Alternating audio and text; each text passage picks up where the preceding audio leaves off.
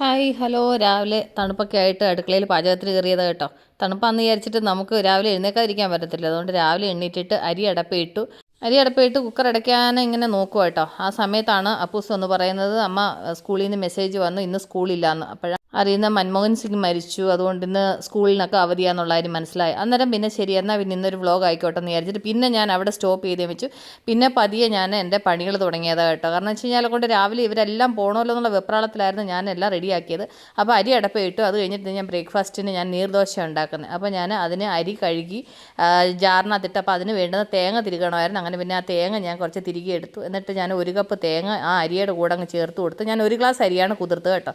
എന്നിട്ട് ഒരു അരക്കപ്പ് ചോറും കൂടെ അതിൻ്റെ കൂടെ ചേർത്ത് അതിൻ്റെ കൂടെ കുറച്ച് വെള്ളം കൂടെ ഒഴിച്ചു. ഇനി ഇത് നമുക്ക് നന്നായിട്ട് നൈസായിട്ടൊന്ന് അരച്ചുകൊണ്ട് വരാം.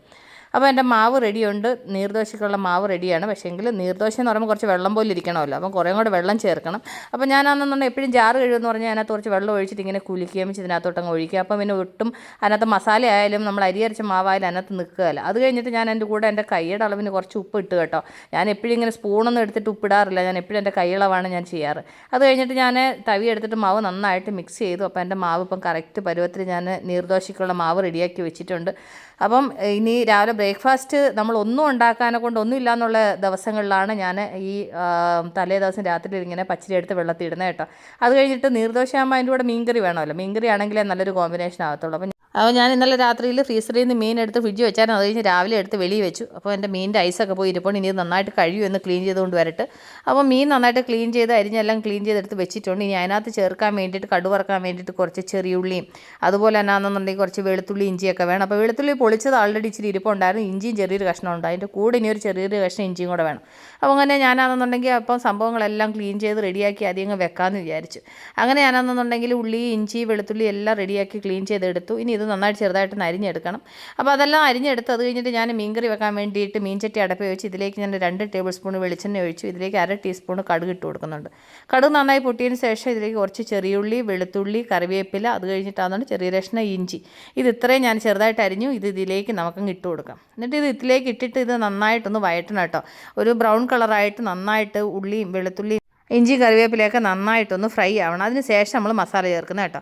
അപ്പം കണ്ടില്ല, നമ്മൾ ഇട്ട് കൊടുത്ത ഇഞ്ചിയും വെളുത്തുള്ളിയും എല്ലാം നന്നായിട്ട് ഫ്രൈ ആയിട്ട് ഇതിലേക്ക് ഞാൻ മസാല ചേർക്കുന്നുണ്ട്. ഞാൻ എരിവിന് ഇതിലേക്ക് 2.5 ടേബിൾ സ്പൂണാണ് മുളക് പൊടി ചേർക്കുന്നത്. നിങ്ങളുടെ എരിവിനനുസരിച്ച് മുളക് പൊടി ചേർക്കണം. കാരണം എനിക്ക് കാശ്മീരി മുളക് അധികം ആയതുകൊണ്ടാണ് ഞാൻ അത്രയും ചേർക്കുന്നത്. അത് കഴിഞ്ഞ് 1/2 ടേബിൾ സ്പൂൺ മല്ലിപ്പൊടിയും 1/4 ടേബിൾ സ്പൂൺ മഞ്ഞൾപ്പൊടിയും ചേർത്ത് എന്നിട്ട് മസാല നന്നായിട്ടൊന്ന് ഫ്രൈ ചെയ്തു. എന്നിട്ട് ഇതിലേക്ക് നമുക്ക് ആവശ്യത്തിന് വെള്ളം ചേർത്ത് കൊടുക്കാം. വെള്ളം നിങ്ങളുടെ മീൻ വേവാൻ തക്കോണമുള്ള വെള്ളം ചേർക്കണം. എന്നിട്ട് ആവശ്യത്തിന് ഉപ്പിട്ട് കൊടുത്തു. എന്നിട്ടാണെന്നുണ്ടെങ്കിൽ പുളിയും ചേർത്ത് കൊടുത്തു. ഞാൻ മീൻ കറിക്ക് പെണമ്പുളിയാണ് യൂസ് ചെയ്തത്. നിങ്ങൾക്ക് പെണമ്പുളി വേണമെങ്കിൽ പെണമ്പുളി യൂസ് ചെയ്യാം, അല്ലെങ്കിൽ പിഴുപുളിയോ അല്ലെന്നുണ്ടെങ്കിൽ മാങ്ങ എന്തായാലും പ്രശ്നമില്ല കേട്ടോ. ഞാനിപ്പം പെണമ്പുളിയാണ് ഇതിന് ചേർത്തത്. അത് കഴിഞ്ഞിട്ട് ഞാൻ 1/2 കിലോ മീൻ എടുത്തായിരുന്നു, അത് ഇതിലേക്ക് ഞാൻ ഇട്ട് കൊടുത്ത് നന്നായിട്ട് മിക്സ് ചെയ്തു.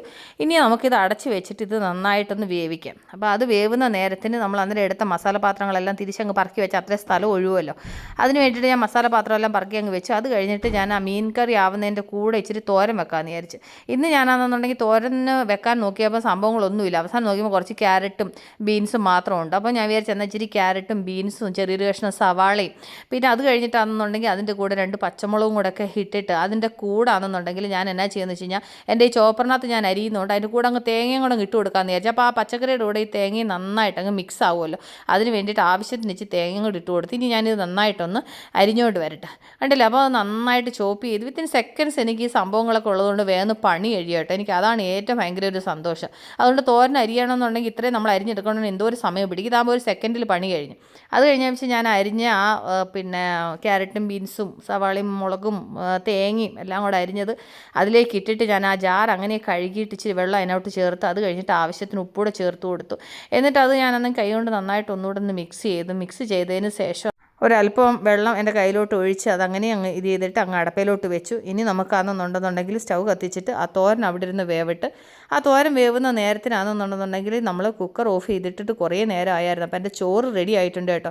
അപ്പോൾ ഈ ചോറൊന്ന് ഊറ്റിയിടണം. അപ്പം കണ്ടില്ല, എൻ്റെ ചോറ് നന്നായിട്ട് വെന്തിരിക്കുന്നുണ്ട്. ഇനി നമുക്കിതിലേക്ക് കുറച്ച് വെള്ളം കൂടെ ഒഴിച്ച് വെച്ച് ഇത് നന്നായിട്ടൊന്ന് തവി വെച്ചിട്ടൊന്ന് ഇളക്കി വെച്ച് നമുക്കിത് ഒന്നുകൂടെ ഒന്ന് തിളപ്പിക്കണം കേട്ടോ. അങ്ങനെ ഇളക്കുമ്പോഴാണ് അതിനകത്ത് ചോറിനകത്ത് കൊഴുപ്പൊന്നും ഇല്ലാതിരിക്കുന്നത് കേട്ടോ. അതിന് വേണ്ടിയിട്ടാണ് വെള്ളം ഒഴിച്ച് നന്നായിട്ട് ഇളക്കി ഇറക്കി ഒന്ന് തിളപ്പിക്കുന്നത്. അപ്പോൾ ആ ചോറ് അവിടെ ഇരുന്നൊന്ന് തിളയ്ക്കുന്ന നേരത്തെ നമ്മുടെ മീൻകറി എന്തായെന്നുള്ളത് നമുക്കൊന്ന് നോക്കാം. കാരണം നമ്മൾ ഉപ്പും പുളിയും എല്ലാം ചേർത്ത് വെച്ചതായിരുന്നല്ലോ. അപ്പോൾ നമുക്ക് അതിന് ഇച്ചിരി ഉപ്പുണ്ടോ എന്നൊക്കെ ഒന്ന് നോക്കാം. കാരണം ഞാൻ മീൻകറി വെക്കുന്ന സമയത്ത് ഞാനാണെന്നുണ്ടെങ്കിൽ ഞാൻ ഉപ്പ് നോക്കത്തില്ല, കുറച്ചൊന്ന് തിളച്ചൊന്ന് വേവായിട്ടാണ് ഞാൻ ഉപ്പ് നോക്കുന്നത് കേട്ടോ. അപ്പോൾ എൻ്റെ ഉപ്പും പുളിയെല്ലാം എനിക്ക് കറക്റ്റായിട്ടുണ്ട്. അപ്പോൾ അത് അവിടെ ഇരിക്കട്ടെ. അത് ഞാനത് ഇനി കുറച്ച് സാധനം കൂടെ ചേർക്കാനുണ്ട്. വേറൊന്നുമല്ല, കുറച്ച് തേങ്ങ അരച്ച് ഞാൻ ചേർക്കും. അത് നിങ്ങളുടെ ഇഷ്ടമാണ് കേട്ടോ. നിങ്ങൾക്ക് തേങ്ങ ചേർക്കാൻ താല്പര്യമില്ലെന്നുണ്ടെന്നുണ്ടെങ്കിൽ ഇങ്ങനെ ഇതിനകത്ത് ഉലുവാപ്പൊടി ഇട്ടിട്ട് നിങ്ങൾക്ക് ഓഫ് ചെയ്തെടുക്കാം. ഇല്ല ഈ മീൻകറിക്ക് തേങ്ങ അരച്ച് മീൻകറി വെക്കാൻ താല്പര്യമുള്ളവർക്കാണെന്നുണ്ടെങ്കിൽ ഞാൻ ഈ കാണിക്കുന്നത് പോലെ ഞാനന്ന് എൻ്റെ കൈക്കൊരു 2 പിടിയോളം തേങ്ങ എടുത്തു കേട്ടോ. ബാക്കി കുറച്ച് തേങ്ങ തിരുവിയത് വന്നപ്പോൾ എന്നാൽ ബോക്സിലാക്കിയിട്ട് ഇതങ്ങ് ഫ്രിഡ്ജിൽ വെക്കാമെന്ന് വിചാരിച്ച്. അങ്ങനെ നമ്മുടെ മീൻകറി കണ്ടില്ലേ റെഡി ആയിക്കൊണ്ടിരിക്കുന്നത്. നന്നായിട്ട് തിളച്ച് മീനൊക്കെ നന്നായിട്ട് വെന്ത് റെഡി ആയിട്ടുണ്ട്.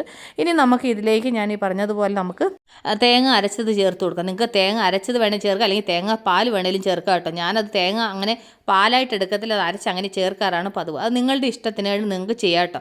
അത് ഞാൻ 1 ടീസ്പൂൺ ഉലുവാപ്പൊടിയും കൂടെ അതിൻ്റെ കൂടെ ചേർത്ത് കൊടുക്കുന്നുണ്ട്. എന്നിട്ട് നമുക്കിത് നന്നായിട്ടൊന്ന് മിക്സ് ചെയ്യാം. അപ്പോൾ എൻ്റെ അടിപൊളി മീൻകറി റെഡി ആയിട്ടുണ്ട്. ഇനി ഞാൻ സ്റ്റൗ ഓഫ് ചെയ്യുകയാണ്. അപ്പോൾ എത്ര പെട്ടെന്ന് സിമ്പിളാണ് ടേസ്റ്റുള്ള മീൻകറി ഉണ്ടാക്കുന്നുണ്ടല്ലേ.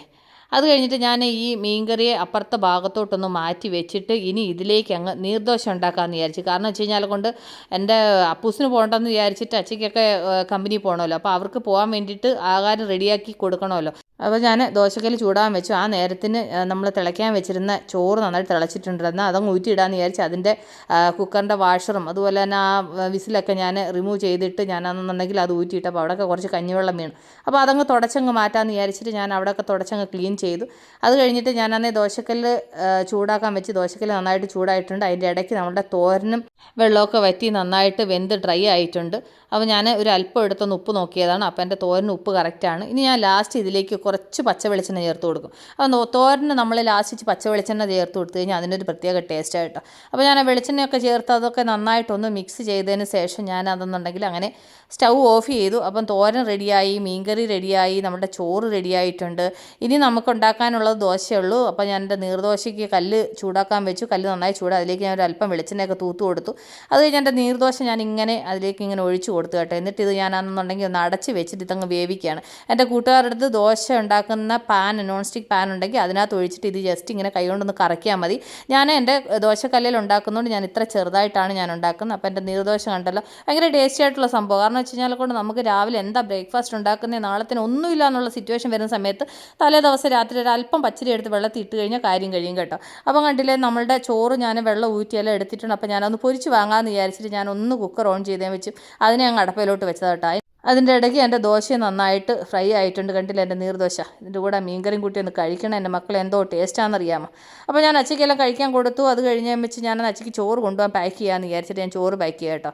അപ്പോൾ ഇന്നത്തെ ലഞ്ച് എന്താണെന്ന് എൻ്റെ കൂട്ടുകാർ കണ്ടല്ലോ. നിങ്ങൾക്ക് പ്രത്യേകിച്ച് പറയേണ്ട കാര്യമില്ല, എന്നാലും കൂടി ഞാൻ ഒന്നുകൂടെ പറയുകയാണ്. ചോറെടുത്തു, അതിലേക്ക് കുറച്ച് മാങ്ങ അച്ചാർ, അത് ഇച്ചിരി കൂടിപ്പോയി കേട്ടോ.